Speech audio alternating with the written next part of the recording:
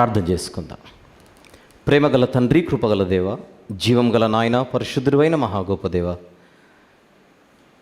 మా జీవితాలలో మరొక నూతన మాసమును ఈ నూతన సంవత్సరంలో అనుగ్రహించారు. 2024వ సంవత్సరంలో తొలి మాసమును ముగించుకొని 2వ మాసంలోని మొదటి ఆదివారమునకు క్షేమంగా మమ్మల్ని నడిపించినందుకు స్తుతులు చెల్లిస్తున్నాం ప్రభువా. సరైనటువంటి సంగతులు, సరైనటువంటి పద్ధతిలో మేము ధ్యానించుటకు సహాయం చేయమని మిమ్మల్ని స్తుతిస్తూ, మహిమపరుస్తూ, ఘనపరుస్తూ, మీ ఆత్మ సహాయం అర్థిస్తూ, మీ ప్రియ కుమారుడు, మా అందరి ప్రభు, ప్రియ రక్షకుడు నజరేయుడైన యేసుక్రీస్తు ప్రభు వారి శిలువ మరణ బలియాగమును నెమరు వేసుకొనుచు మా అందరి నిమిత్తమైన శిలువలో చిందించిన నిష్కలంకమైన రక్తమును ఆశ్రయించి మాత్రమే ఇట్టి సంతోషముతో మీ సన్నిధికి వస్తూ ఆయన యొక్క ఘనమైన నామములోనే ఈ కొన్ని విన్నపములు పరిశుద్ధమైన మీ పాదముల చెంత పెట్టి సమర్పించి వేడుకొనుచున్నాము తండ్రి. ఆమెన్. ప్రభునందు ప్రియులారా, మనము గడిచిన మాసం కంటే ముందటి వరకు ఒక సిద్ధాంతము గురించి మనము అనేకమైన సంగతులు మాట్లాడుకుంటూ రావడం జరిగింది గత సంవత్సరం. ఏమిటా సిద్ధాంతం పేరు? అధిక కృపా సిద్ధాంతం, హైపర్ గ్రేస్ డాక్ట్రిన్.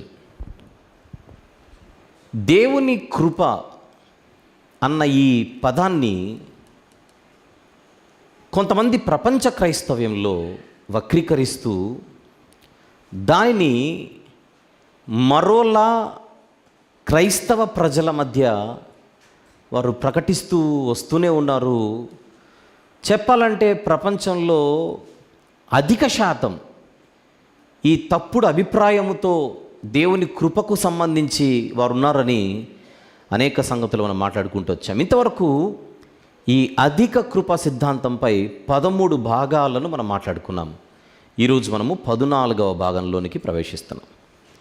ఈ 14వ భాగానికి ఒక టైటిల్ ఇస్తున్నాను ముందే. ఆ టైటిల్ మీద మనం మాట్లాడుకుందాం. ఎందుకో తర్వాత వివరణలోనికి మనం వెళ్ళిన తర్వాత అర్థమవుతుంది. On the screen please.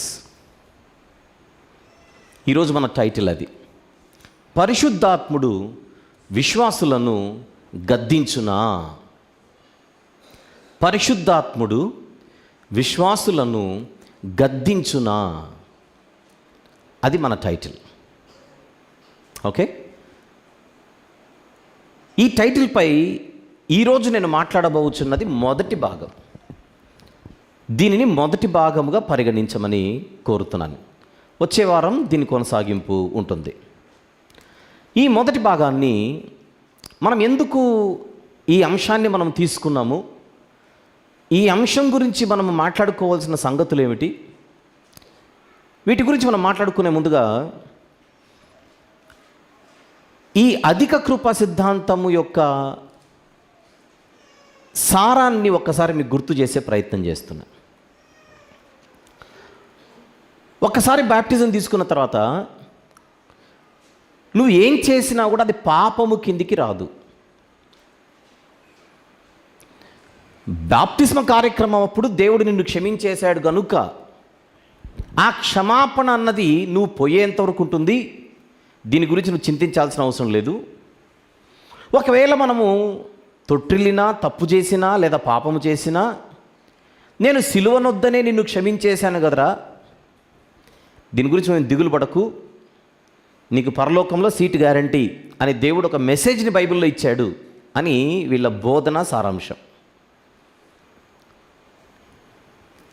ఈ బోధన బోధించే బోధకులు ప్రపంచవ్యాప్తంగా ఉన్నారన్న సంగతి నేను మళ్ళీ గుర్తు చేస్తున్నాను. అయితే ఈ బోధకులలోనే రకరకాల వర్గాలు, రకరకాల బృందాలు. ఈరోజు మీకు ఒక 2 బృందాలను, వారి మధ్యనే 2 బృందాలను మీకు పరిచయం చేయబోతున్నా. వారి మధ్యనే 2 బృందాలు. అందులో ఒక బృందం వీళ్ళు ఏమంటారంటే పరిశుద్ధాత్మని గురించి మాట్లాడుతూ ప్రత్యేకించి ఈరోజు మన అంశం మాట్లాడుకుంటున్నాం కదా, అంటే అంశాన్ని ఇంకొకసారి చూపించు. తెలుసు అయినా చూపించండి. పరిశుద్ధాత్ముడు విశ్వాసులను గద్దించునా, నన్ను చూపించు. ఇప్పుడు ఓవరాల్గా ఈ హైపర్ గ్రేస్ డాక్టరీని బోధించే బోధకులందరూ చెప్పే మాట ఏంటంటే 99% విశ్వాసులను పరిశుద్ధాత్ముడు గద్దించాడు. విశ్వాసులు పాపము చేసిన పరిశుద్ధాత్ముని గద్దింపేం వారికి ఉండదు. తొట్టిల్లినా తప్పు చేసిన ఓవరాల్గా హైపర్ గ్రేస్ డాక్టరీని బోధించే వాళ్ళ బోధ అదే ఉంటుంది. ఒకవేళ పరిశుద్ధాత్ముడు చెప్పినా ఏం చెబుతాడంటే, నేను ఆల్రెడీ సిలువ దగ్గర క్షమించేశాం కదా, నువ్వేం ఫీల్ కాక అని చెప్తాడు అంతే. అంతకు మించి విశ్వాసులను గద్దించడు అనేది హైపర్ గ్రేస్ డాక్టరీన్లోని ఒక ముఖ్యమైన పాయింట్ మనం చూస్తుంటాం పరిశుద్ధాత్ముని గురించి.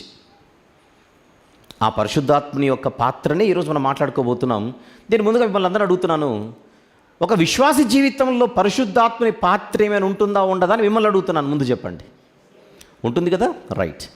ఇప్పుడు నెమ్మదిగా నేను వీరిలోనే ఒక 2 బృందాలు ఉంటారు, 2 రకాలు ఉంటారని చెబుతూ వస్తున్నాను కదా. అందులో ఇప్పుడు ముందుగా నేను మొదటి బృందం గురించి మాట్లాడతాను. ఈ మొదటి బృందం ఎంత విచిత్రంగా ఉంటారంటే, మనం ఇప్పుడు మాట్లాడుతున్నది విశ్వాసులను పరిశుద్ధాత్ముడు గద్దిస్తాడా అనేది మన సబ్జెక్ట్ ఇప్పుడు. అయితే ఈ మొదటి బృందం వారు చెప్పే బోధ, ఆయన విశ్వాసులనే కాదు అవిశ్వాసులను కూడా గద్దించాడు. అది వాళ్ళ బోధ. గద్దింపు అంటే మీరు పొరపాటున ఏమన్నా అపార్థం చేసుకుంటారేమో అని గద్దింపు అనే పదానికి కొన్ని పర్యాయ పదాలు చెబుతున్నాను. గద్దించుట, ఒప్పించుట, ఖండించుట, వారికి విషయం అర్థమయ్యేలా తెలియజేయుట, ఈ పదాలన్నీ గద్దింపు అనే పదానికి పర్యాయ పదాలు ఈరోజు నా సబ్జెక్టులో. అన్ని పదాలు రాయలేను కదా టైటిల్లో. విశ్వాసులను పరిశుద్ధాత్ముడు గద్దించునా, లేక ఒప్పించునా, లేక వాళ్ళకి అర్థమయ్యే విధంగా తెలియజేయునా, ఇన్ని పదాలు నేను అక్కడ టైటిల్లో రాయలేను కనుక గద్దించునా అనే పదానికి నా మనసులోని పర్యాయ పదాలు ఏమిటి? గద్దించునా, లేదంటే ఒప్పింపజేయునా, లేదంటే ఖండించునా, లేదంటే వారికి అర్థమయ్యేలా వారి దృష్టికి తీసుకొని వచ్చునా, వారికి తెలియజేయునా, స్థాపించునా. ఈ పదాలన్నీ కూడా మన టైటిల్లోని గద్దించునా అనే పదానికి పర్యాయ పదాలు. Clear everybody? అందరికి విషయం అర్థమైంది కదా, రైట్. ఇప్పుడు నేను మాట్లాడుచున్నది వాళ్ళ మధ్య ఉండేటువంటి మొదటి బృందం గురించి. వీళ్ళు ఏమంటారంటే, అసలు విశ్వాసులు పక్కన పెట్టే అసలు అవిశ్వాసులను కూడా దేవుడు ఏమి అనడు, అవిశ్వాసులను కూడా నువ్వు తప్పు చేస్తున్నావు అనేటువంటి పాయింట్ని వాళ్ళ దృష్టికి తీసుకొని రాడు. ఇంకా చెప్పాలంటే ప్రపంచ ప్రజలు చేసే తప్పులు దేవుని దృష్టిలో తప్పులు కావు. ప్రపంచ ప్రజలు చేసే పాపాలు అసలు దేవుని దృష్టిలో పాపాలు కాదు. దేవుని దృష్టిలో ఒకే ఒక్క తప్పు, ఒకే ఒక పాపం ఉంటుంది. అదే యేసుక్రీస్తు ప్రభును విశ్వసించకపోవడం. యేసుక్రీస్తు ప్రభును విశ్వసించకపోవడం అనే ఒక్క పాపము తప్ప, ఒక్క తప్పు తప్ప ఇకేవి కూడా తప్పులు కావు. ప్రపంచవ్యాప్తంగా ఎందరో బోధకులున్నా సాక్ష్యంగా 1-2 మీకు చూపించే ప్రయత్నం చేస్తాను. చూపిస్తాడు, ఒకసారి చూద్దాం. On the screen please. Number 2. ఈయన పేరు పాస్టర్ స్టీవ్ మెక్వే. ఏం పేరు ఈయన పేరు? Pastor Steve McVey. ఆయన ఏమంటున్నాడో చూద్దాం. It is pointless to hope or pray that the Holy Spirit will convict an unbeliever of the things they are doing wrong. It is pointless to hope or pray that the Holy Spirit will convict. Right? Super. మళ్ళీ చదువుతున్నాను. It is pointless to hope or pray that the Holy Spirit will convict an unbeliever of the things they are doing wrong. Convict అలానే ఉంచు, text అలానే ఉంచు, నన్ను అలానే చూపించు, వింటారు. కన్విక్ట్ అనేటువంటి ఆంగ్ల పదానికి తెలుగులో మీనింగ్ ఏంటంటే తప్పును ఒప్పజేయడం. ఇప్పుడు ప్రభువా నేను తప్పు చేస్తున్నాను, పాపిని నేను ఒప్పుకున్నాను అనుకోండి, ప్రభు నన్ను కన్విక్ట్ చేసి నన్ను ఒప్పించినట్టు. ఎస్, నువ్వు పాపివే, నేను ఒప్పించినట్టు. వీళ్ళు చెప్పేది ఏంటంటే, ఒక అవిశ్వాసి, అన్బిలీవర్ అంటే అవిశ్వాసి, ఒక అవిశ్వాసి అంటే ప్రభు దగ్గరికి రానివాడు, ప్రభుని అంగీకరించనివాడు, ప్రభుని స్వీకరించనివాడు. మీరు చెప్పండి, లోకంలో ఉన్న వాళ్ళందరూ కూడా యేసు ప్రభుని అంగీకరించని వారే కదా, రైట్? ఇప్పుడు వాళ్ళ జీవితాలు ఎలా ఉంటాయి? తాగేవాడు తాగుతుంటాడు, తిరిగేవాడు తిరుగుతుంటాడు, ఎగిరేవాడు ఎగురుతుంటాడు, విచ్చలవిడిగా బతికేవాడు బతుకుతుంటాడు. ఒకవేళ అలాంటి వారి కోసం మీరు కానీ నేను కానీ మనం ప్రార్థన చేస్తే ఏమని ప్రార్థన చేస్తాం? మీరు చెప్పండి. జనరల్గా మన ఇంట్లోనే ఎవరో కాదు, మన కుటుంబంలోనే ఒక వ్యక్తి ఉన్నాడు. విచ్చలవిడిగా తిరుగుతున్నాడు బయట. ఆ వ్యక్తి కోసం మనం ఏమని ప్రార్థన చేస్తాం? ప్రభువా, ఈ మనిషి తన బ్రతుకును గురించి మారు మనసు పొందడానికి సహాయం చేయి అని ప్రార్థన చేస్తామా లేదా? మారు మనస్సు అనగానే ఏ విషయమే మారు మనస్సు అతను పొందాలని మన ప్రార్థన? తన బ్రతుకును గురించిన మారు మనస్సు. అయ్యో, నా బ్రతుకు బాగలేదు, నా బ్రతుకు భయంకరంగా ఉంది, నా బ్రతుకు చాలా దౌర్భాగ్యంగా ఉంది, రైటా, నాకున్న అలవాట్లు చాలా చండాలంగా ఉన్నాయి, ఈ దురలవాట్లన్నిటి కూడా మంచివి కాదు, నేను బయటికి రావాలని ఆ మనిషికి పశ్చాత్తాపం వచ్చేలా. తర్వాత తన బ్రతుకును అర్థం చేసుకుని ముందుగా సువార్తను నమ్మి ప్రభువును స్వీకరించి తాను బ్రతుకుచున్నటువంటి నీచమైనటువంటి బ్రతుకు విషయమే మారు మనసు పొంది అతను రావాలని మనం ప్రార్థన చేస్తాం. కానీ ఇతనేమంటున్నాడంటే, అలా ప్రార్థన చేయకూడదు, ప్రార్థన చేసినా దానికి అర్థం ఉండదు, అసలు ఆ ప్రార్థన కరెక్టే కాదు, it is pointless, meaningless. It is meaningless to pray for an unbeliever. అతను బ్రతుకుచున్నటువంటి బ్రతుకులో అతను చేస్తున్నటువంటి క్రియలు ఏవైతే ఉన్నాయో వాటి నుండి అతను మారు మనసు పొందాలని మనం ప్రార్థన చేస్తే ఆ ప్రార్థనకు అర్థం లేదు అంటున్నాడు. ఎందుకో చూద్దాం. He's not going to do that for one simple reason. అంటే దేవుడు అతనిని పాపిగా అతను చేయుచున్న క్రియలను బట్టి అతను పాపి అని దేవుడు అసలు అనుకోడు. దేవుడు అన్నాడు, ఎందుకంటే their sins are not the problem. కనబడుతుందన్నమాట. Their sins are not the problem. అతను చేస్తున్న పాపాలు అసలు సమస్యనే కాదు. మరి ఏంటి? Christ dealt with their sins on the cross. సిలువలో ఆల్రెడీ క్రీస్తు ప్రభుల వారు వారి పాపాలను క్షమించేశాడు. ఎవరి పాపాలు? అవిశ్వాసుల పాపాలు, రైటా? ఇప్పటికీ ప్రభువును స్వీకరించని వారు, right? When he said it is finished, he was including the world, not just those who have already believed the gospel.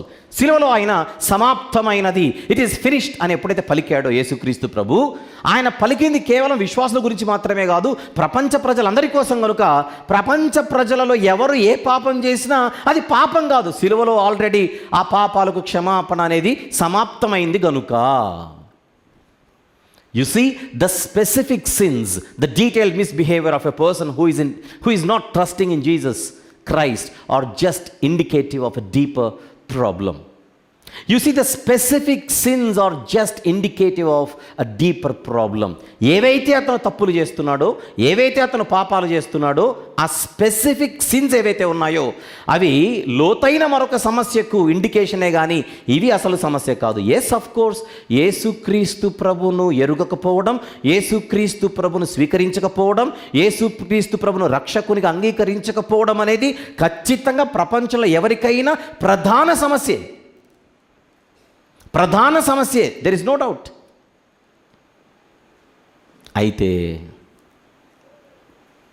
యేసుక్రీస్తు ప్రభు దగ్గరకు వచ్చి యేసుక్రీస్తు ప్రభు దగ్గరకు వచ్చి ఒక వ్యక్తి రక్షణ పొందాలంటే ఆ వ్యక్తి జీవితంలో మొదట ఏం జరగాలి?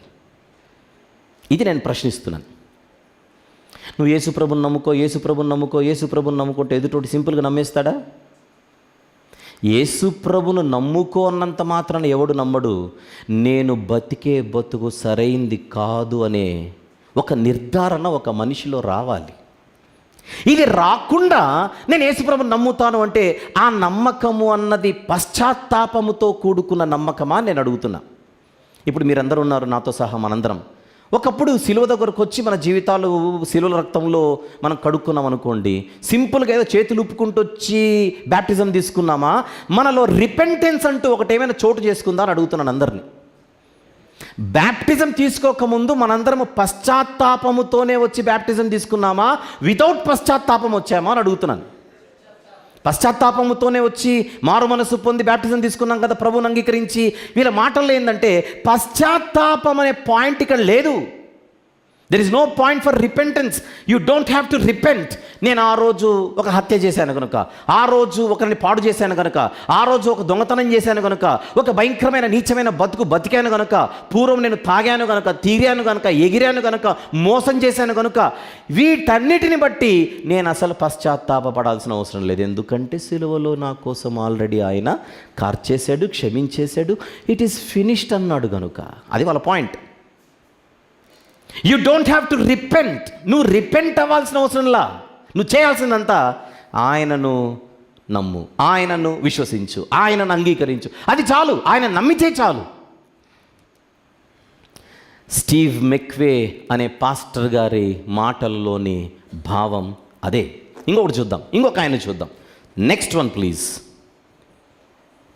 నెక్స్ట్ వన్ ఆయన ఏమంటున్నాడు చూడండి. ఇంకొక ఆయన, repentance is not the event in which a person twists the arm of a reluctant God to forgive. God forgave even before you were born. ఆ లాస్ట్ మాట చూడండి. God forgave even before you were born. అంటే అర్థం ఏంటో చెప్పాలి మీరే. నువ్వు పుట్టకముందే నిన్ను క్షమించాడు కనుక ఇప్పుడొచ్చి నువ్వు నువ్వు పుట్టకముందే దేవుడు నిన్ను క్షమించాడు కనుక ఇప్పుడొచ్చి ప్రభువా నన్ను క్షమించనకు. నేను పుట్టకముందే పాపాలు క్షమించబడ్డాయి. ఎక్కడ? సిలువలో. ఎప్పుడు? సమాప్తమైనది అన్నాడు కదా, ఇట్ ఈస్ ఫినిష్డ్ అన్నాడు కదా, అక్కడే. అంటే నేను మాట్లాడుతుంది మొదటి బృందం గురించి.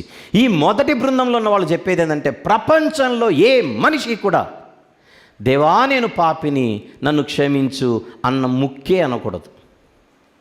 ఒకవేళ ఎవరైనా వచ్చి చరిత్రలో పూర్వము నేను హింసకుడును అన్నా కూడా తప్పే, పూర్వం నేను హానికరుడునన్నా తప్పే, పూర్వము నేను దూషకుడన్నా తప్పే. అలా అనకూడదు. ఎందుకు?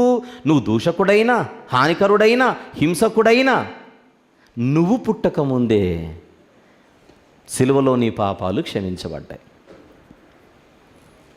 అంటే వాళ్ళ పాయింట్ ఏంటంటే, నువ్వు మారితే చాలు. మారడాన్ని కన్వర్షన్ అంటాం. మారడాన్ని ఏమంటాం?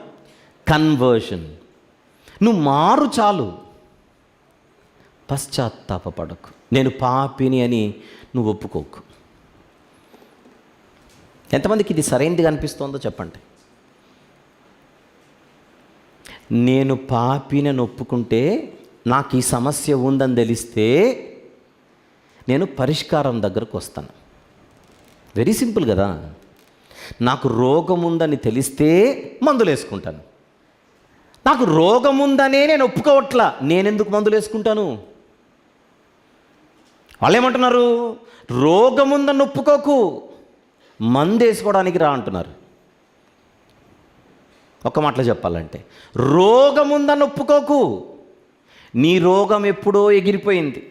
ఇప్పుడు నువ్వు చేయాల్సిందంతా వచ్చి మందు వేసుకో. ఏమన్నా?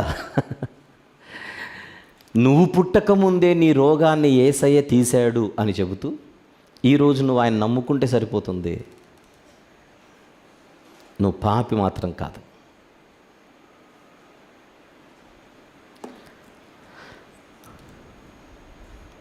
అలా చెబుతూ వీళ్ళు చెప్పే మాట, అసలు ఎవరైనా వాళ్ళు చెప్పే మాట, నువ్వు దేవుణ్ణి చూడాలి, నిన్ను నువ్వు కూడా పరీక్షించుకోవాలి అనే బోధ ఏదైతే ఉంటుందో అది తప్పు అనేటువంటి ఒక భావాన్ని వీరు వ్యక్తం చేస్తూ ఉంటారు. మీకు ఇంకొంచెం స్పష్టంగా చెప్పే ప్రయత్నం చేస్తాను. ఒక మనిషి బ్యాప్టిజం తీసుకోవాలంటే ఆ మనిషికి 2 అర్థం కావాలి. 1 దేవుడు అర్థం కావాలి, 2 ఆ మనిషికి తాను అర్థం కావాలి. తానే అర్థం కావాలి. నాకు దేవుడు అర్థమైతేనే ఆ దేవుని ముందు నా బతుకేంటో నాకు అర్థమవుతుంది. ఇప్పుడు దేవుణ్ణి చూస్తున్న నేను, మీరు చెప్పండి, దేవుణ్ణి చూస్తూనే ఆ దేవుని ఎదుట నా బతుకు ఇలా ఉంది కదా అన్నది కూడా నాకు అర్థమైతే కదా నేను ఆ దేవుని దగ్గరకు వచ్చేది. నిన్ను నువ్వు చూడకుంటున్నారు వీళ్ళు. నీ గురించి నువ్వు ఆలోచించకు, దేవుని మాత్రం చూడు. నీ గురించిన ఆలోచన అవసరం లేదు. అసలు నా గురించిన ఆలోచన నాకు లేకపోతే దేవుని దగ్గరికి ఎందుకు వస్తాను? దేవుని అవసరత నాకు ఎందుకు ఉంటుంది? మొదటి బృందం వాళ్ళు చెప్పేది ఏంటి? మీరు పొర్రపాటున కూడా దేవుని దగ్గరకు వచ్చి ఎవరైనా సరే నేను తప్పు చేశాను ప్రభువా, నేను పాపిని అని అనకండి. ఇప్పుడు నేను అడుగుతున్నది ఏంటంటే, ఒక్కసారి అందరం బైబిల్ దగ్గరకు వద్దాం. బైబిల్ ఏమంటుందో చూద్దాం. ఆ బైబిల్ చూసేటప్పుడు చరిత్రలో ఎవరైనా దేవుణ్ణి చూస్తూ ఆయన మాటలు వింటూ నీ మహిమను చూస్తుంటే, నీ జ్ఞానం చూస్తుంటే, నీ శక్తిని చూస్తుంటే, నీ పరిశుద్ధతను చూస్తుంటే నేను పాపాత్ముడను ప్రభువా అని నేను ఒప్పుకోక తప్పట్లేదు అన్న భావాన్ని వ్యక్తం చేశారేమో. కొన్ని వచనాలు చూద్దాం. యోబు గ్రంథం తీద్దాం. ముందుగా యోబు గ్రంథం 42వ అధ్యాయం. యోబు గ్రంథము 42వ అధ్యాయం మొదటి వచనము నుండి నేను చదువుతాను, జాగ్రత్తగా చూడండి. మొదటి వచనము నుండి. అప్పుడు యోబు యెహోవాతో ఈలాగు ప్రత్యుత్తరం ఇచ్చాను. ఎప్పుడు ప్రత్యుత్తరం ఇచ్చాడు? 38వ అధ్యాయం మొదటి వచనం నుండి చూస్తే యోబు గారితో దేవుడు మాట్లాడడం అక్కడ మొదలవుతుంది. మళ్ళీ యోబు గ్రంథం 38వ అధ్యాయం అంతా దేవుడు యోబు గారితో మాట్లాడుతుంటాడు. 39వ అధ్యాయంలో దేవుడే మాట్లాడతాడు. 40వ అధ్యాయంలో దేవుడే మాట్లాడతాడు. 41వ అధ్యాయంలో కూడా దేవుడే మాట్లాడతాడు. నేను చెప్పేది ఏంటంటే 38, 39, 40, 41 4 అధ్యాయాలలో దేవుడు మోషే గారితో యోబు గారితో దేవుడు యోబు గారితో మాట్లాడిన తర్వాత ఇప్పుడు యోబు గారు ఏమంటున్నారో దేవునితో, దేవుడు మాట్లాడిన తర్వాత యోబు గారు ఏమంటున్నారో చూడండి. అప్పుడు యోబు యెహోవాతో ఇలాగు ప్రత్యుత్తరం ఇచ్చాను. ఏమని? నీవు సమస్త క్రియలను చెయ్యగలవనియు, నెక్స్ట్, నీవు ఉద్దేశించినది ఏదియు నిష్ఫలము కానేరదనియు నేనిప్పుడు తెలుసుకుంటుని. అంటే దేవుడు నోరు తెరిచి మాట్లాడిన తర్వాత యోబు గారికి చాలా విషయాలు క్లియర్ అయిపోతున్నాయి. జ్ఞానము లేని మాటల చేత ఆలోచన నిరర్థకము చేయవాడు వీడెవడు? అలాగన వివేచన లేని వాడనైనా నేను ఒప్పుకుంటున్నాడు దేవుని దగ్గర. యోబు గారు దేవుని ఎదుట ఒప్పుకుంటున్నాడో లేదో మీరు చూడండి మాట. అలాగున వివేచన లేని వాడనైన నేను ఏమియూ ఎరుగక నా బుద్ధికి మించిన సంగతులను గూర్చి మాటలాడి తిని. దీన్ని ఒప్పుకోవాలంటారా? యోబు గారు దేవుని ఎదుట ఒప్పుకుంటున్నాడా లేదా? ఏమని ఒప్పుకుంటున్నాడు? నేను అసలు నీ ముందు నిలబడడానికి కూడా పనికిరాను ప్రభువా, నీ ముందు దేనికి నేను నిలబడను ప్రభువా. ఈ స్పందన యోబు గారిలో ఎప్పుడు వచ్చిందని అడుగుతున్నాను. అంతకుముందు 4 అధ్యాయాలలో దేవుని జ్ఞానాన్ని ఆయన విన్నాడు గనుక, దేవుని ప్రశ్నలను ఆయన విన్నాడు గనుక, దేవుడు ప్రశ్నించడం మొదలు పెట్టిన తర్వాత ఒకవైపు దేవుడు అర్థమవుతున్నాడు, రెండో వైపు తన స్థాయి ఏంటో కూడా తనకు అర్థమైపోతుంది. యోబు గారి ఈ మాటలు చదివిన తర్వాత నేను అందరిని ఒక మాట అడుగుతున్నాను. యోబు గారికి అర్థమైనవి ఎన్ని సంగతులు ఇక్కడ? 2. 1, దేవుని స్థాయి ఏంటో ఆయనకు అర్థమైంది. 2, తన స్థాయి ఏంటో కూడా అర్థమైంది. దేవుడేంటో అర్థమై యోబు గారికి తానేంటో అర్థం కాలేదనుకోండి, ఈ ఒప్పుకోలు మాటలు రావు బయటికి. ఒక మనిషి దేవుని దగ్గరకు వచ్చి, దేవా నేనేమాత్రం వాడను ప్రభువా, నన్ను క్షమించు అన్న మాట హృదయంలో నుంచి రావాలంటే ఆ మనిషికి దేవుడు అర్థం కావాలి, అట్ ద సేమ్ టైం తానేంటో కూడా తనకు అర్థం కావాలి. ఎందుకు నొక్కుతున్నాను? వీళ్ళు నీ గురించి నువ్వేం ఆలోచించాల్సిన అవసరం లేదు, అసలు నువ్వు పాపివే కాదు, అసలు నువ్వు ఒప్పుకోవాల్సిన అవసరం లేదు, అసలు దేవుడు నిన్ను ఒప్పించడు, నువ్వు పాపివని ఒప్పుకోవడం దేవుని యొక్క చిత్తము కాదు. ఇంకా చూద్దాం కొన్ని మాటలు. యెషయా గ్రంథం, దానికంటే ముందు ఎక్స్క్యూజ్ మీ, ఆ యోబు గ్రంథంలో ఆ వచనాలు ముగిద్దాం. ఏమియూ నెరుగక నా బుద్ధికి మించిన సంగతులను గురించి మాట్లాడి తిని నేను మాట్లాడగోరుచున్నాను, దయచేసి నా మాటలు ఆలకించు. ఒక సంగతి నిన్ను అడిగేదను, దాన్ని నాకు తెలియచెప్పుము. వినికిడి చేత నిన్ను గూర్చిన వార్త నేను వింటిని, అయితే ఇప్పుడు నేను కన్నులారా నిన్ను చూచుచున్నాను. ఆ మాట చూడండి. అయితే ఇప్పుడు నేను కన్నులారా నిన్ను చూచుచున్నాను, కావున నన్ను నేను అసహించుకొని ధూళిలోను బూడిదలోను పడి, నెక్స్ట్ మాట, పశ్చాత్తాపడుచున్నాను. యోబు గారు ఇంతగా పశ్చాత్తాపడడానికి ఆయనలో కలిగిన స్పష్టత రెండిటి గురించి. దేవుని స్థాయి అదే, నా స్థాయి ఇది. పశ్చాత్తాపం. ఒక మనిషిలో రిపెంటెన్స్ ఎప్పుడు వస్తుందంటే ఈ 2 జరగాలి. ఆ మనిషికి దేవుడు అర్థం కావాలి, ఆ మనిషికి తానేంటో కూడా అర్థం కావాలి. అప్పుడే ఈ మాటలు వస్తాయి. తానేంటో తనకు తెలియకపోతే ఆ మనిషి దేవుని దగ్గరకు వచ్చి, దేవా నేను పాపిని, నన్ను క్షమించని అనలేడు. కన్విక్షన్. యోబు గారిలో ఏం చోటు చేసుకుంటుంది? కన్విక్షన్. ఒప్పుకుంటున్నాడా లేదా? ఇది నా స్థాయి. ఆ ఒప్పుకోవడమే కన్విక్షన్. యెషయా గ్రంథం మరొక మాట చూద్దాం. 6వ అధ్యాయం, యెషయా గ్రంథము 6వ అధ్యాయం. తెలుసు కదా సందర్భం మొదటి నుంచి. అత్యున్నత సింహాసనముపై ఆ దేవాది దేవుని సర్వోన్నతమైనటువంటి ప్రత్యక్షత. ఎందుకైనా మంచిది ప్రారంభం నుంచి చూద్దాం. రాజైన ఉజ్జియా మృతి నొందిన సంవత్సరమున అత్యున్నతమైన సింహాసనమందు ప్రభు ఆసీనుడై ఉండగా నేను చూచితిని. యోబు గారు ఎవరిని చూశారు ఇందాక? దేవుణ్ణి. అంటే నిజంగా దేవుణ్ణి ఒరిజినల్గా చూశాడనే కాదు పాయింట్. దేవుడేంటో, ఆయన స్థాయి ఏంటో, ఆయన ఔన్నత్యం ఏమిటో ఆయన కళ్ళారా చూసిన తర్వాత ఆయనకు అర్థమైపోయింది, నేను ధూళిలో కూర్చోవలసిన వాడని ఆయన ముందని. ఇప్పుడు యెషయా గారు కూడా ఎవరిని చూస్తున్నాడు? అత్యున్నత సింహాసనము మీద ఆసీనుడై ఉన్నటువంటి సర్వోన్నతుడైన దేవునిని చూచితిని. ఆయన చొక్కాయి అంచులు దేవాలయమును నిండుకొనెను. ఆయనకు పైగా శరాపులు నిలిచి ఉండిరి. ఒక్కొక్కరికి 6 రెక్కలుండెను. ప్రతి వాడు 2 రెక్కలతో తన ముఖమును రెంటితో, తన కాళ్లను కప్పుకొనుచు రెంటితో ఎగురుచుండెను.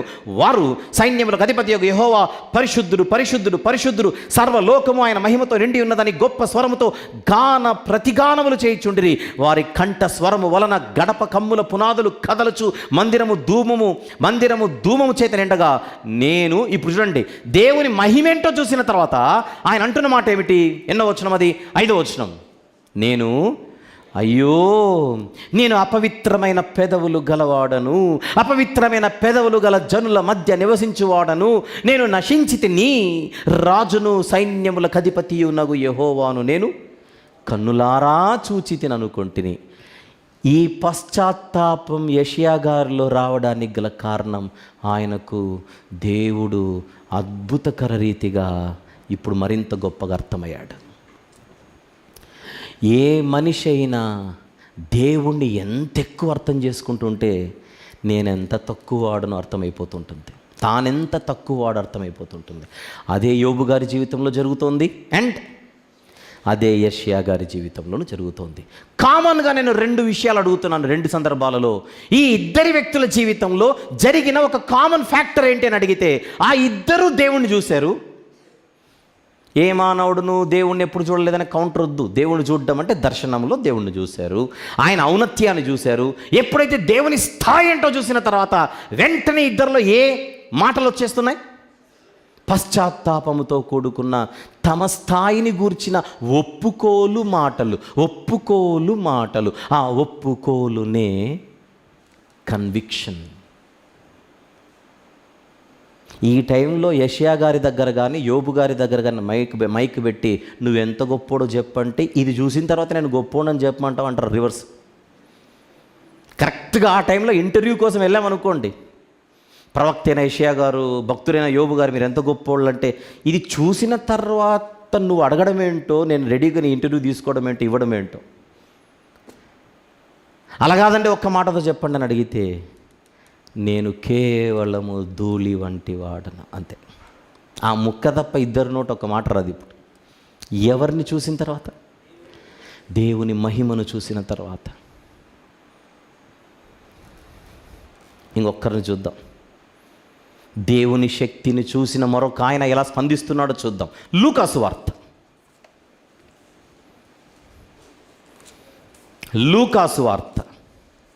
5వ అధ్యాయం 3వ వచనం నుంచి చూద్దాం. లూకాసు వార్త 5వ అధ్యాయం 3 నుంచి. ఆయన ఆ దోనెలలో, ఆయన అంటే ఎవరు? ఆదియందు వాక్యం ఉండెను, వాక్యము దేవుని యొద్ద ఉండెను, వాక్యము దేవుడై ఉండెను, ఆ దేవుడే నరుడిగా ఈ లోకానికి వచ్చాను, ఆయన పేరే యేసుక్రీస్తు ప్రభు. అంతేనా? రైట్.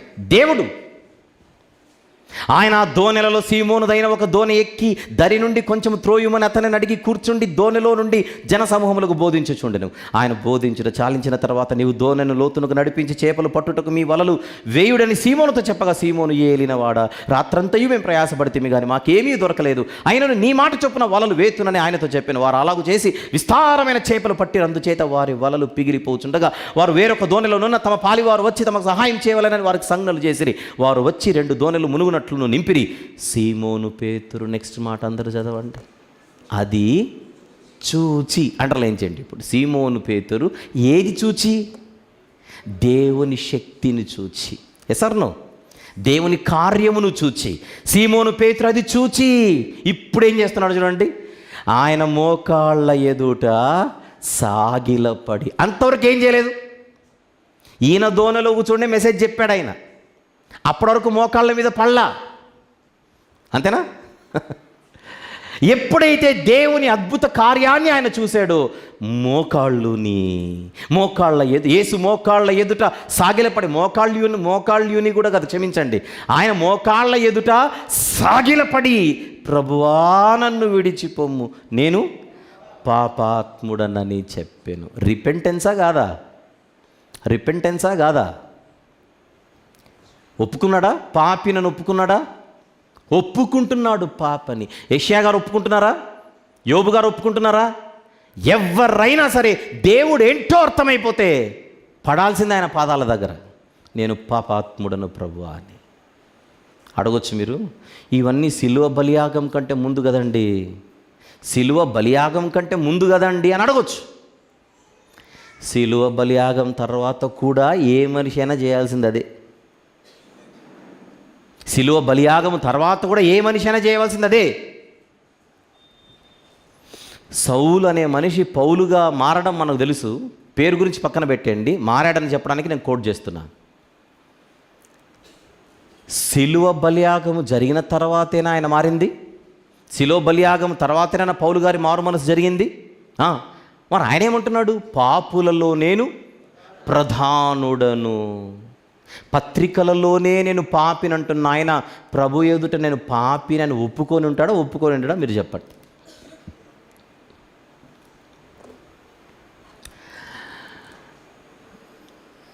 అవిశ్వాసులు పాపాలను ఒప్పుకోవాల్సిన అవసరం లేదనే బోధ ఎక్కడిది?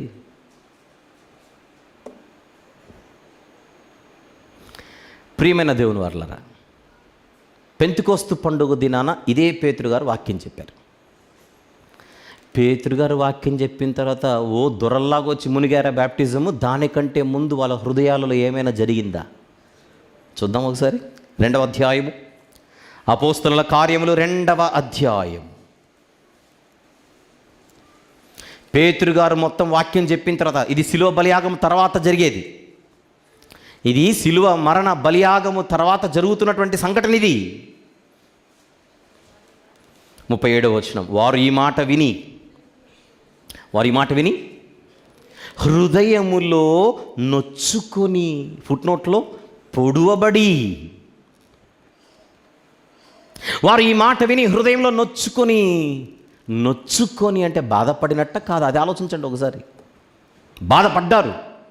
ఏమి చేయాలని అడుగుతున్నారు వారు. సహోదరులారా, మేమేమి చేతుమని పేతురును కడమ అపోస్తలులను అడుగగా, పేతురు, మీరు మారు మనస్సు పొంది పాపక్షమాపణ నిమిత్తము ప్రతివాడు యేసుక్రీస్తు నామమున బాప్తిస్మము పొందుడి. ఇంకొకసారి చదవండి ఆ మాట అందరు కలిసి. 38వ వచనం ఒకరు చదవండి గట్టిగా. మీరు మారు మనస్సు పొంది పాపక్షమాపణ నిమిత్తము ప్రతి వాడును యేసుక్రీస్తు నామమున బాప్తిస్మము పొందాలి. ఇప్పుడు మారు మనసు దేని గురించి వారు పొందాలి? పాపక్షమాపణ. ఏ పాపం గురించి నేను అడుగుతున్నా? ఏ పాపం గురించి? మేము ఆయనను అంగీకరించలేదు అన్న దాని గురించేనా, లేకపోతే వారి భయంకరమైన దుర్భర జీవితం గురించి కూడా వాళ్ళు మారు మనసు పొందాలని నేను అడుగుతున్నాను. రెండు యేసు ప్రభును, యేసునే, నజరేయుడైన యేసునే మేము మెస్సీగా అంగీకరించలేదు, క్రీస్తుగా అంగీకరించలేదు అనేది ఒకటైతే, 2 వారి వ్యక్తిగత జీవితంలో వారు చేసిన పాపాలన్నిటిని బట్టి కూడా వారు ఈరోజు మారు మనసు పొందేటువంటి పరిస్థితి. నేను మీకు ఒకటి చూపిస్తాను. ఇప్పుడు ఇదే వచనాన్ని ఒకసారి చూపిస్తాను. I want you to show it please. I'm sending it to you, king son. Okay, ఇప్పుడు నేను చూపించబోయేది మరింత స్పష్టత కోసం. జస్ట్ నాకు జూమ్ చేసి చూపించు చాలు.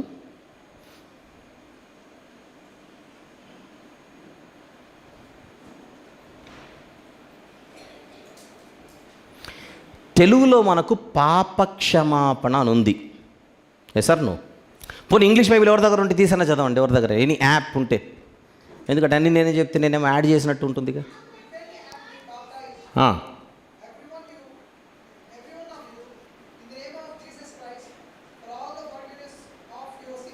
సిన్సా సిన్నా సిన్స్, దానికోసం ఇదంతా. మనము తెలుగులో పాపక్షమాపణ అనేసరికి వీళ్ళు ఏం చేస్తున్నారంటే, మనం మహా అంటే ఒప్పుకోవాల్సింది ఇంతకాలము నజరేయుడైన యేసును మేము క్రీస్తుగా ఒప్పుకోలేదు. ఇప్పుడు వీళ్ళు పెంతెకోస్తు పండుగ దినాన మేము చేసిన పాపం అదే, అందును బట్టి మమ్మల్ని క్షమించు. పెంతెకోస్తు పండుగ దినాన బాప్తిస్మం తీసుకున్న వాళ్ళందరూ కూడా ఒప్పుకున్నది ఒక పాపమా, పాపములునా అనేది పాయింట్ ఇక్కడ. పాపములునా ఏమని చదివాడు ఇంగ్లీష్లో? సిన్స్. ఇప్పుడు ఈ సదరు బోధకులు చెప్తున్నదేంటి? మహా అంటే మనం ఒప్పుకోవాల్సింది ఒకే ఒక్క పాపం. ఆ పాపమే యేసుక్రీస్తు ప్రభుని ఇంతవరకు మేము నమ్ముకోలేదు, ఇప్పుడు నమ్ముకుంటున్నాం అంతే. చూపిస్తావా? చూపించు, నీ ఇష్టం ఏదైనా చూపించు. ఒకటి చూపిస్తాడు చూడండి, మీకు మూల భాషలో కూడా అదే కనపడుతుంది. కింద సిన్స్ అని ఉంది చూడు, సిన్స్ అనుంది కింద.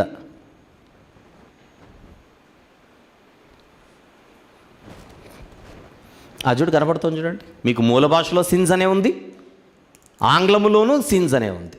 ఈ మధ్యకాలంలో ఒక ఆయన ఎక్కువ నా పేరు ఉపయోగిస్తూ కొన్ని చోట్ల ప్రసంగాలు చేస్తున్నట్టు. నేను అదే పనిగా స్పందించాను. 4 ఏండ్ల నుంచో 3 ఏండ్ల నుంచో నా గురించి మాట్లాడుతున్నాడట. ఆ ముక్క నాకు తెలియదు. 3 ఏండ్ల నుంచి మాట్లాడుతున్నాను, ఈ పేరు కలిగిన ఆయన సైలెంట్గా ఉన్నాడు, భయపడి అన్నట్టుగా చెబుతున్నాడు నా గురించే. నాకు 3 రోజుల కిందట 4 రోజుల కిందట అది వచ్చింది. అయినా కూడా స్పందించకూడదు అనుకుంటున్నా. ఎందుకంటే రచ్చలొద్దని, అంతే. రచ్చలొద్దు. ఇప్పటికే భయంకరమైన రచ్చలు క్రైస్తవ సహోదరుల మధ్య. పోనీలే ఇప్పుడు కూడా ఉంటున్నా. ఆయన నా గురించి చేస్తున్న విమర్శ ఏంటంటే, ఈయన మూల భాషను చూపిస్తాడండి, అవసరమా? అది ఆయన నాతో ఉండే ప్రాబ్లం ఏంటంటే, ఆయన ఇంగ్లీష్లో చూపిస్తాడు, గ్రీక్లో చూపిస్తాడు, హీబ్రూలో చూపిస్తాడు. మనకు తెలుగు సరిపోదా అంటున్నాడు. నేను కూడా ఇప్పటికీ ఆయన పేరు చెప్పేమనట్లా, రచ్చలొద్దని. ఒకవేళ ఆయన గారు కనుక వింటే ఇప్పుడు నేను చూపిస్తున్నాను ప్రత్యక్ష సాక్ష్యం. అపోస్తలుల కార్యం 2:38లో పాపక్షమాపణ నిమిత్తం అనే పదాన్ని తీసుకొని కొంతమంది బోధకులు మనం దేవుని దగ్గరకు వచ్చి ఒప్పుకోవాల్సింది ఒక పాపం గురించే. ఆ ఒక్క పాపం అన్నది నేను ఇంతకాలం యేసయ్యను అంగీకరించలేదు, ఇప్పుడు అంగీకరిస్తున్నాను అనేది తప్పితే, మనము పొర్రపాటును కూడా మనము ప్రభు దగ్గరకు వచ్చి నేను పాపాలు చేసిన వాడన్నాయన అని అనకూడదు. ఎందుకంటే నువ్వు పుట్టకముందే నీ పాపాలన్నీ సిలువలో ఆల్రెడీ కడిగేశాడు కనుక you are not a sinner for many sins అని వాళ్ళు అంటుంటే, వాళ్ళ మాటలు పట్టుకొని ఏకంగా దేవుని దగ్గర కూడా నేను పాపిని కాదని దొరల్లాగా ఒక్కొక్కడు బిహేవ్ చేస్తుంటే, అలా ప్రవర్తించడానికి వీళ్ళ బోధలు కారణమవుతుంటే, వీళ్ళు అలా బోధించడానికి ఇలాంటి వచనాలు కారణమైతే, ఆ వచనాలలో ఒక వచనం పాపక్షమాపణ ఉంది కానీ పాపాల క్షమాపణ లేదు కదా వాళ్ళు అంటుంటే, ఎలా చెబుతాం వాళ్ళకి అక్కడ పాపం అనేది ఏకవచనం కాదు నాయన, అది బహువచనం అని? ఏ భాషలో చూపించాలి మీరు చెప్పండి. ఇప్పుడు నేను ఇంగ్లీష్లో చూపించడం అనేది ఇక్కడ అవసరమైన ఇష్యూనా, అవసరం లేని ఇష్యూనా మీరు చెప్పండి. అక్కడ పాపం అనే ఏకవచనం కాదు, పాపాలు అనేటువంటి బహువచనం ఉంది. మనం శిలువ దగ్గరకు వచ్చినప్పుడు ఒప్పుకోవాల్సింది ఒక్క పాపం గురించే కాదు, మన జీవితంలో మనకు ఊహ తెలిసినప్పటి నుంచి చేసిన పాపాలన్నిటినీ ఒప్పుకోవాలి. అతిక్రమములను దాచిపెట్టకన్నాడా, అతిక్రమమును దాచిపెట్టకన్నాడా? చెప్పండి. బహువచనం. దేవుని ఎదుట మనందరము కూడా ఒక పాపమును బట్టి కాదు పాపులం, అనేకమైన పాపాలు ఉన్నాయి. అందులో మొట్టమొదటిది యేసుక్రీస్తు ప్రభుని అంగీకరించకపోవడం. అలాగని మిగిలినవన్నీ పాపాలు కాదని కాదు. అపోస్తలుల కార్యములు 2:38లో ఉన్నటువంటి మాట బహువచన భావంలో ఉంది. మీకు చూపించానుగా. పోనీ సంఘం మిమ్మల్ని అడుగుతున్నాను, మీరంతా ఇప్పుడు మీరు అన్ని చోట్ల తిరిగి వచ్చిన వాళ్ళే ఇక్కడికి, ఏమీ తెలియకోకుండా ఎల్కేజీ నుంచి ఇక్కడే కూర్చుంటే వాళ్ళ నుంచి నేర్పించడండి కాదు నేను చెప్పిందంతా వేదం అన్నట్టుగా అంత ఈజీగా నమ్మేస్తారా, ఒప్పేసుకుంటారా? చెప్పండి.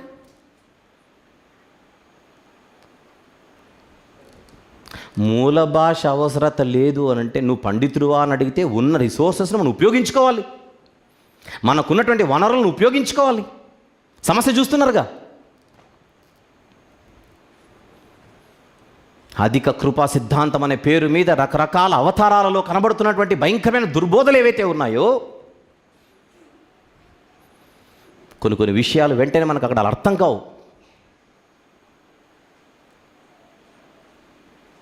బహిరంగంగా ప్రజల మధ్య ముఖాముఖిగా చర్చించుకుందాం వస్తారా అని ఆహ్వానిద్దామన్న ఆలోచన గొంతు వరకు వచ్చింది, ఆపేశాను అంతే. ఎందుకు ఆపానంటే చూద్దాం, ఖాయంగా పండు కాలేదు కదా, ఆగుదామని అంతే. పొరపాటునది పండు అయిపోయింది అనుకోండి, ఆహ్వానం పంపడమే, ఇంకా తర్వాత చేసేది ఏంటి లేదు. వద్దు ఎందుకు. సరే, మీకు అర్థమైంది కదా పాయింట్. ఇప్పుడు నేను ఇంగ్లీష్లో చూపించకపోయి ఉంటే మీకు మ్యాటర్ అర్థమయ్యేదా? ఇంకొకటి చూద్దాం. దమస్కుకు వెళ్ళే మార్గమధ్యంలో ప్రభువు చేత పట్టుబడినటువంటి పౌలు గారు, అంటే సౌలుగా పిలువడుతున్నాడు అప్పుడు ఆయన, కళ్ళు పోగొట్టుకున్నాడా? అంధత్వం వచ్చిందా? అంధత్వం వచ్చినప్పుడు దమస్కులో ఎవరొచ్చి ప్రార్థన చేశారు ఆయన కోసం? ఆయన పేరేంటో చెప్పండి. అననీయ అనేటువంటి శిష్యుడు ఆయన పౌలు గారి దగ్గరకు వచ్చి, అంటే సౌలు ఆయన దగ్గరకు వచ్చి ఏమంటున్నాడో చూద్దాం. 22వ అధ్యాయం, అపోస్తలుల కార్యములు 22వ అధ్యాయం, అపోస్తలుల కార్యములు 22వ అధ్యాయం 16వ వచనం చూద్దాం. 16, గనుక నీవు తడువు చేయుట ఎందుకు? లేచి ఆయన నామమును బట్టి ప్రార్థన చేసి బాప్తిస్మము పొంది అండర్లైన్ చేయండి. నెక్స్ట్ మాట, నీ పాపమును బహువచనమేనా? నీ పాపములను కడిగి వేసుకో. వీళ్ళేమంటున్నారు? హైపర్ గ్రేస్ డాక్టర్ని బోధించేవాళ్ళు మనం ఒప్పుకోవాల్సింది పాపములు కాదు, పాపము మాత్రమే అంటున్నారు. మళ్ళీ పౌలు గారు ఏం చేయాలి ఇక్కడ? సౌలు అన్న ఆయన ఏం ఒప్పుకోవాలి? ఏం కడిగేసుకోవాలట? పాపములు, బహువచనం.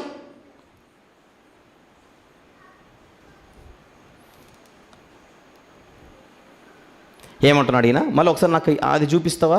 ఏది? ఫస్ట్ చూపించావు కదా,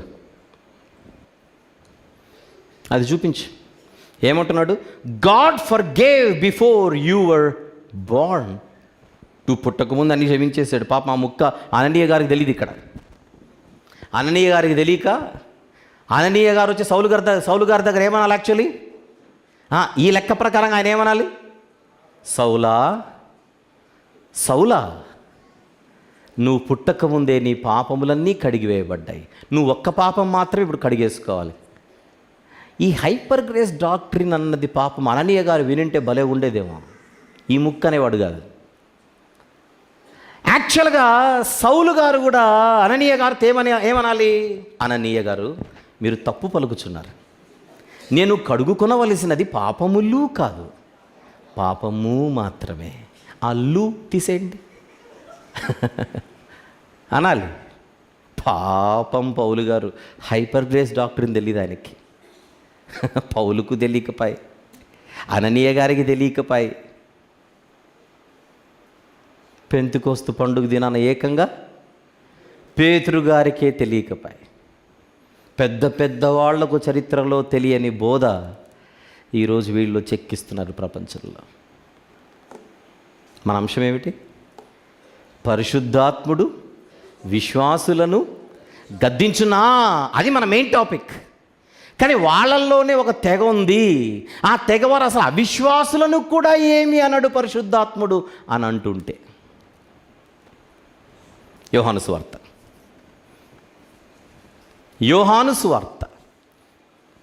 16వ అధ్యాయం. యోహాను సువార్త 16వ అధ్యాయం. ఈరోజు వాక్యపఠనం చేసింది అదేగా. రండి 7-8 వచనములు చూద్దాం. 7-8 వచనములు. అయితే నేను మీతో సత్యము చెప్పుచున్నాను, నేను వెళ్ళిపోవటం వలన మీకు ప్రయోజనకరము. నేను వెళ్ళని ఎడల ఆదరణకర్త మీ యొద్దకు రాడు, నేను వెళ్ళిన ఎడల ఆయనను మీ యొద్దకు పంపుదును. ఎవరొచ్చి? Very good. పరిశుద్ధాత్ముడు వచ్చి పాపమును గూర్చి, నీతిని గూర్చి, తీర్పును గూర్చియు లోకమును ఒప్పుకొనజేయును. లోకమును ఒప్పుకొనజేయును. ఫస్ట్ ఆఫ్ ఆల్ పరిశుద్ధాత్ముడు ఒప్పుకొనజేస్తాడా లేదా అని అడిగితే యేసు ఒప్పుకొనజేస్తాడు. ఇంగ్లీష్లో చూపించాలి ఆ వచనాన్ని. ఇంగ్లీష్లో ఉందా? Right. When he comes he will prove the world to be in the wrong about sin and righteousness and judgment. He will prove. ఆ ప్రూవ్ అనే పదాన్ని మనసులో పెట్టుకోండి, వచ్చే వారం కూడా మాట్లాడుకుందాం. ప్రూవ్ అంటే అర్థం ఏంటి? నిరూపిస్తాడట నువ్వు పాపివి అని. పాపమును గురించి ఒప్పింపజేయనని అర్థం ఏంటి? పాపమును గురించి ఒప్పింపజేయనని అర్థం ఏంటి? నువ్వు పాపివి అని ఒక మనిషిలో భావం కలిగేలా ఎవరు చేస్తారు? పరిశుద్ధాత్ముడు చేస్తాడు. నేను అడుగుతున్నాను, ఇప్పుడు చెప్పాలి. అపోస్తలుల కార్యములు 2వ అధ్యాయముల్లో ఎవరొచ్చిన తర్వాత పాపాలు ఒప్పుకోవడానికి సిద్ధపడ్డారు ఆ జనాలు?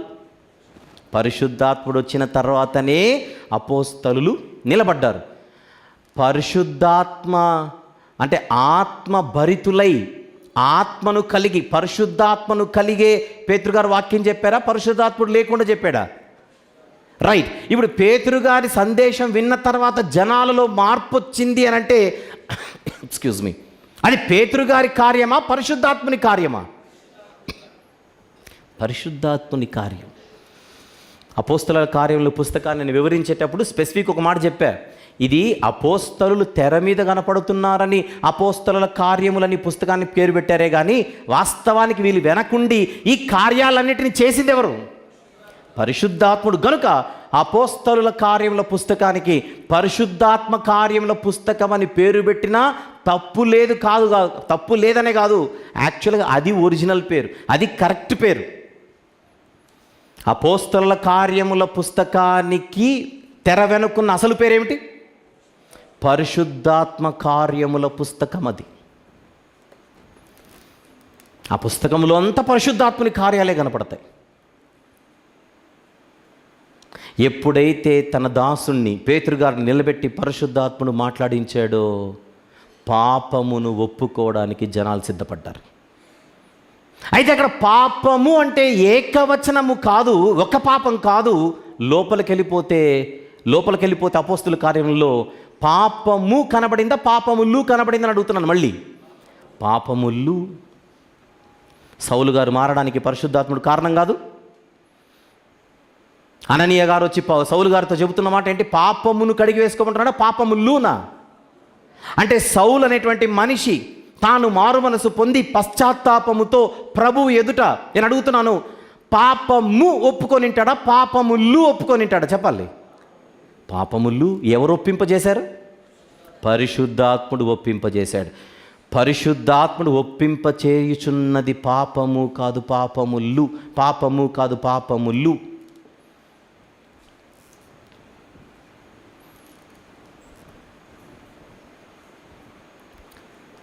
నేను పాపాత్ముడను ప్రభువా. కన్విక్షన్. లోకాన్ని ఆయన కన్విక్ట్ చేస్తాడు, ఒప్పింపచేస్తాడు. ప్రూవ్. ఇక్కడ బ్యాప్టిజం తీసుకున్న వాళ్ళందరూ కూడా ఒకప్పుడు పరిశుద్ధాత్ముని ద్వారా ఆయన చేత నిరూపించబడిన వాళ్ళం. మన జీవితంలో సిలువ దగ్గరికి ఎందుకు వచ్చాం? మన జీవితంలో నిరూపించబడింది మనము పాపులమని. నిరూపించింది ఎవరు? పరిశుద్ధాత్ముడు. మీకు గుర్తుంటే బ్యాప్టిజం కంటే ముందు మీరు చేసిన ఒప్పుకోలు ప్రార్థన మీకు గుర్తుంటే ఆ రోజు మీరు చేసిన పాపాలను ఎవరితోనూ చెప్పుకొనని పాపాలు కూడా బహుశా దేవుని దగ్గర ఒప్పుకొని ఆ రోజు బాప్తిస్మానికి సిద్ధపడి ఉంటారు. I'm right are not? అది అందుకే వీళ్ళందరూ మారి బ్యాప్టిజం తీసుకున్నారంటే అది కన్వర్షన్. మతము మారడం కాదు, మార్గాన్ని మార్చుకున్నారు, మనసును మార్చుకున్నారు, లక్ష్యాన్ని మార్చుకున్నారు, జీవన విధానాన్ని మార్చుకున్నారు. అది కన్వర్షన్. కానీ ఒక మనిషి జీవితంలో కన్వర్షన్ రావాలంటే దానికంటే ముందు కన్విక్షన్ అనేది రావాలి. If there is no conviction, there will not be any conversion. No conviction, there is no conversion. On the screen please. Without conviction there is no conversion. అది రాసుకోండి ఒకసారి, ఎందుకైనా మంచిది. Without conviction there is no conversion.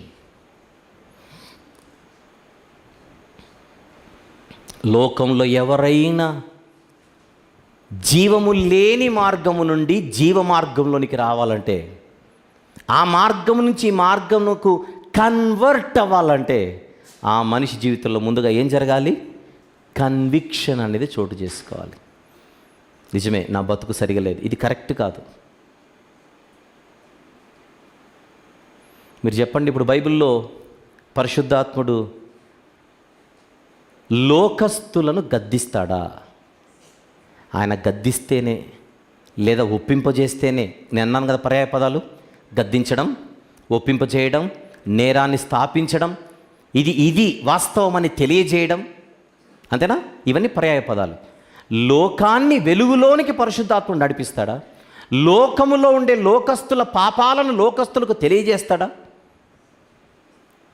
లోకముపై నేరస్థాపన చేస్తాడా? మీరు తప్పు చేస్తున్నారని పరిశుద్ధాత్ముడు చేయుచున్నాడా? ఎస్. లోకస్తులను పాపాల గురించి ఒప్పింపజేస్తున్నాడా? ఎస్. అది జరిగితేనే మనము జీవ మార్గంలోనికి వస్తాం. ఎన్ని బృందాలు ఉన్నాయని చెప్పాను? వీళ్ళ మధ్య 2 బృందాలు. అందులో ఒక బృందం వాళ్ళు చెప్పేదాని గురించి ఇంతసేపు మాట్లాడా. మన టాపిక్ ఏమో విశ్వాసులను గద్దించునా అని. ఇది కాస్త ఆయన అవిశ్వాసులను గద్దిస్తాడనే ఒక పాయింట్పై నిలబడి మాట్లాడాల్సిన అవసరం ఏర్పడింది. ఇలాంటి పాస్టర్స్ ఎవరైతే ఉన్నారో, ఇలాంటి బోధకులు ఎవరైతే ఉన్నారో, వాళ్ళు చెబుతున్నటువంటి విషయాలను బట్టి. నేనేదో మాట్లాడేవి కాదు, మీకు సాక్ష్యాలతో నిరూపిస్తున్నాను అలాంటి బోధలు ఉన్నాయని. అసలు దీనికి సాక్ష్యాలు అవసరం లేదు. మీరు, నేను, మనమే సాక్ష్యాలు. మనందరం కూడా ఒకప్పుడు శిలువ దగ్గరకు వచ్చి మన గత జీవితమును గురించి ఒప్పుకొని ప్రభువును రక్షకునిగా స్వీకరించి జీవ మార్గంలోనికి అడుగుపెట్టిన వారమే. యోబు గారి జీవితంలో, యెషయా గారి జీవితంలో, పేతురు గారి జీవితంలో, పెంతెకొస్తు పండుగ దినాన ప్రజల జీవితాలలో, సౌలు గారి జీవితంలో, వాళ్ళందరి జీవితంలో కామన్గా ఒక ఫ్యాక్టర్ కనపడుతుంది. దేవుని శక్తిని వాళ్ళు చూసినప్పుడు వారు ధూళిలోనికి దిగి మోకరిల్లక తప్పలేదు. మనందరి జీవితంలో దేవుని శక్తిని చూసాం, ఆయన పరిశుద్ధతను చూసాం, అంటే సువార్త ద్వారా, అంతేనా? ఆయన గొప్పతనాన్ని, ఆయన ఔన్నత్యాన్ని, ఆయన పెద్ద మనసును, ఆయన కృపను, ఆయన ప్రేమను, వీటన్నిటిని అర్థం చేసుకొని అసలు ఆయన నరుని గురించి ఆలోచించడానికి నేను ఏపాటి వాడనని గ్రహించి తలదించి ఆయన పాదాల మీద పడి మనందరం కూడా బ్యాప్టిజం తీసుకున్నవాళ్ళు. ఈ బోధలు బైబిల్ ప్రకారంగా తప్పు అని అర్థం కావట్లేదు. చెట్టెక్కిన జక్కయ్య కిందున్న ఏసయ్యను చూశాడు, చూడగానే ఫ్లాట్ అయిపోయాడు. నాకు ఇంకేం వద్దు ప్రభువా, నువ్వు ఉంటే చాలు.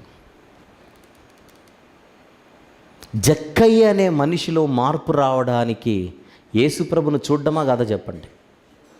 అంటే ఇప్పుడు నువ్వు చూసావని నన్ను అడగకండి. నేను చూశాను యేసుప్రభుని. ఎలా? వాక్యంలో చూశాను, సువార్తలో చూశాను. వాక్యంలో యేసుప్రభు జీవితం కనపడుతోంది, దేవుని శక్తి కనపడుతోంది, ఆయన ఔన్నత్యం కనపడుతోంది. అవన్నీ నేను చూసినప్పుడు నేను ఎంత ఎన్నిక లేనివాడనో అర్థమైపోయి ఆ దేవుని చెంతకు వచ్చేసాను. నాదైనా మీదైనా ఎవరిదైనా ఒక మనిషిలో ఆ మనిషికి దేవుడు అర్థం కావాలి. ఆ దేవుని అర్థం చేసుకున్నప్పుడే వెంటనే మనమేంటో అర్థమవుతుంది. అప్పుడు వెంటనే మనము మారు మనసు పొంది ఆయన దగ్గరకు వస్తాం. అయితే ఇప్పుడు మీకు ఇంకొకటి చూపిస్తాను, దాని గురించి ఇప్పుడు చెప్పను, నెక్స్ట్ వీక్ మాట్లాడతా. కాకపోతే ఈ బోధకుల్లో రెండో బృందం వాళ్ళు ఏమంటారో ఒక ఆయన్ని మీకు ఆయన మాటలను చూపించి దాని గురించి నెక్స్ట్ వీక్ మాట్లాడుకోవడానికి మనం సిద్ధపడతాం. జోసెఫ్ ప్రిన్స్, ఆయన పేరేంటి? Joseph prince. ఈయన ఏమంటున్నాడు చూడండి. రెండవ బృందానికి చెందిన ఆయన, రెండవ బృందానికి చెందిన ఆయన ఏమంటున్నాడు చూద్దాం. The Holy Spirit never convicts Christians of your sins. Excuse me, first అందరికి అర్థమైపోయింది కదా. ఇప్పుడు సెకండ్ కేటగిరీ ఈయన ఏమంటున్నాడు, పరిశుద్ధాత్ముడు క్రైస్తవులను ఎప్పుడు కూడా మీరు తప్పు చేస్తున్నారని ఎప్పుడు అన్నాడట. మీకు గుడ్ న్యూస్, ఇక నాకు గుడ్ న్యూసే. ఎప్పుడు అన్నాడు ఆయన? The Holy Spirit never convicts Christians of your sins. He never comes to point out your faults.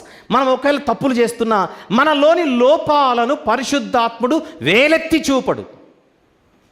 He never comes to point out your faults. It does not take a revelation from the Holy Spirit to see that you have failed. నువ్వు fail అవుతున్నావు నాయనా అని పరిశుద్ధాత్ముడు ఎప్పుడు చెప్పడు. మీరు పొరపాటున మొన్న ఎక్కడైనా దారి తప్పారనుకోండి, వెంటనే దేవా నేను దారి తప్పాను అంటే పరిశుద్ధాత్ముడు ఎవడు చెప్పింది అని పని తీసుకొని రా అన్నాడు. అది వాళ్ళ పాయింట్. వాళ్ళ పాయింట్ ఏంటంటే పరిశుద్ధాత్ముడు నువ్వు ఫెయిల్ అయ్యావని ఎప్పుడు చెప్పడు.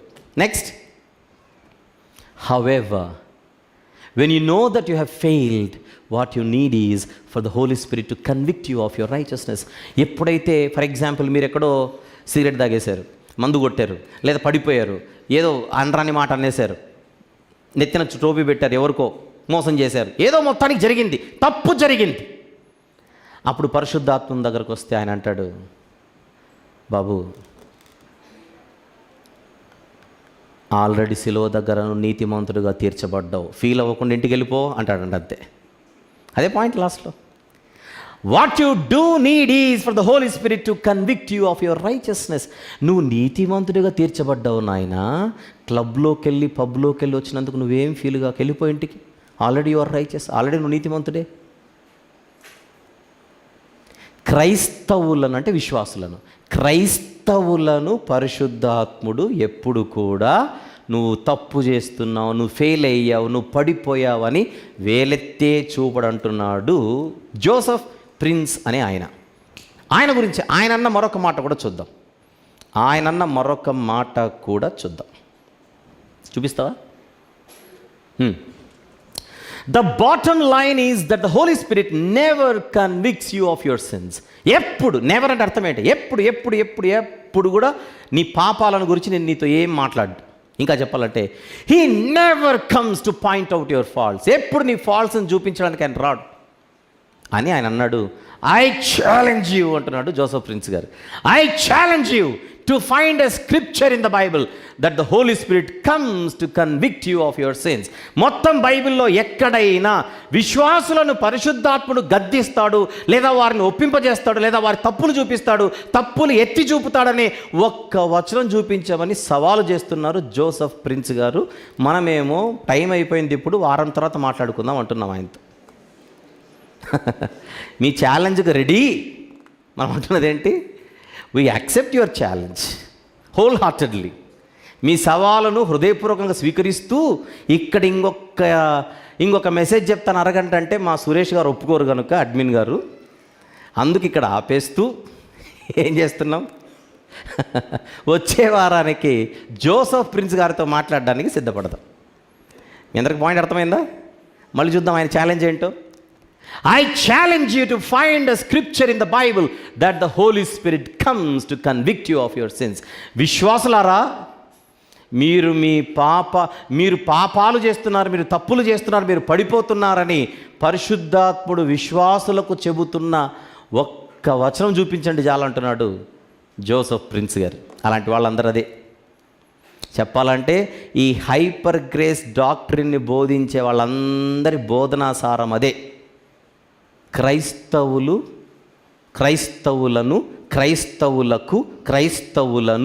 బైబిల్ ఏమి అనదు, పరిశుద్ధాత్ముడు ఏమి అన్నాడు. వాళ్ళు దారి తప్పినా నువ్వు తప్పుతున్నావని పరిశుద్ధాత్ముడు అన్నాడు. మహా అంటే నువ్వు ఆల్రెడీ నీతిమంతుడు అయ్యావు నాయన, ధైర్యంగా ఇంటికి వెళ్ళి అంటాడు. అంతే. ఈ రెండవ బృందములోని వారి బోధను గూర్చి ఎప్పుడు మాట్లాడదాం? నెక్స్ట్ వీక్ మాట్లాడతాం. మన అంశం పరిశుద్ధాత్ముడు విశ్వాసులను గద్దించిన దాంట్లో ఈరోజు మనం మాట్లాడుకుంది మొదటి భాగం. వచ్చే వారం రెండో భాగం మాట్లాడుకుందాం. ఒక మాట గుర్తు చేస్తాను. యేసుక్రీస్తు ప్రభు తెలుసు కదా మనందరికీ. యేసుక్రీస్తు ప్రభు ఈ లోకానికి వచ్చి ప్రాణం పెట్టింది మనందరి కోసం. ఆయన రక్తాన్ని మనము ఎలా పడితే అలా తీసుకొని ఇష్టం వచ్చినట్టుగా ఇలాంటి వాళ్ళ బోధలు విని నెత్తికెక్కించుకొని ఏమి కాదు, నేను ఎలా బతికినా సరిపోతుంది, ఆయన చూడ్డు, అలాంటి ఒక తప్పుడు అవగాహనను మనము మనసులోకి ఎక్కించుకోక భయముతో, భక్తితో, వినయ విధేయతలతో వాక్యానుసారంగా జీవించడానికి ప్రభు యొక్క సహాయం తీసుకుంటూ ముందుకెళ్దాం. ప్రభు బల్ల మీద నుంచి రాబోతున్న ఆయన దేహానికి సాదృశ్యమైన రొట్టెలోను, ఆయన రక్తానికి సాదృశ్యమైన పానీయములోను మనము చేయి వేసి ముందుకు వెళ్దాం కొద్దిసేపట్లో. దానికంటే ముందు ఈరోజు ఒక చిన్న కార్యక్రమం ఉన్నట్టుంది. నేను చిన్న ప్రార్థన చేసిన తర్వాత దాన్ని ముగించుకొని ప్రభు బల పరిచర్లోనికి వెళ్దాం. ప్రార్థన. ప్రేమగల తండ్రి, కృపగల దేవ, జీవం గల నాయన, పరిశుద్ధుడైన మహా గొప్ప దేవ, ఈరోజు మీరు మాకు ఇచ్చిన ఈ మాటలను బట్టి స్తుతులు చెల్లిస్తున్నాము నాయన. తండ్రి, భయంకరమైన దుర్బోధలు తాండవం వెళ్తుండగా మీరు మాకు ఇచ్చినటువంటి ఈ కృపను బట్టి స్తుతులు చెల్లిస్తూ సత్యవాక్యములో మేము ప్రయాణం చేయుటకు మరింత మమ్మల్ని బలపరచమని, ఇలాంటి భయంకరమైన దుర్బోధలను తండ్రి మేము అర్థం చేసుకొని వాటిని ఖండించేటువంటి శక్తిని, జ్ఞానమును మాకు అనుగ్రహించమని, విన్న ప్రతి మాట ప్రతి ఒక్కరి హృదయాలలో నూరంతలుగా ఫలభరితముగా పనిచేయటకు సహాయం చేయమని యేసుక్రీస్తు ప్రభు వారి పరిశుద్ధమైన నామంలో ఈ ప్రార్థన మనవులు మీకే సమర్పించి వేడుకొనుచున్నాము తండ్రి. ఆమెన్.